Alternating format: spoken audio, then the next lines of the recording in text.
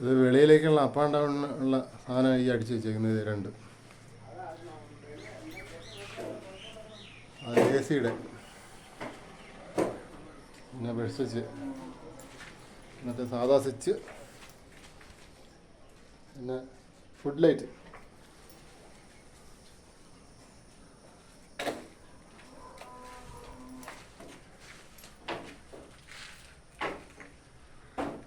ഇത് ബാത്റൂമിലേക്കുള്ള ലൈറ്റിന്. ഇവിടെ ഇനി കുറച്ച് സാധനം പിടിപ്പിക്കാനുണ്ട്. പിന്നെ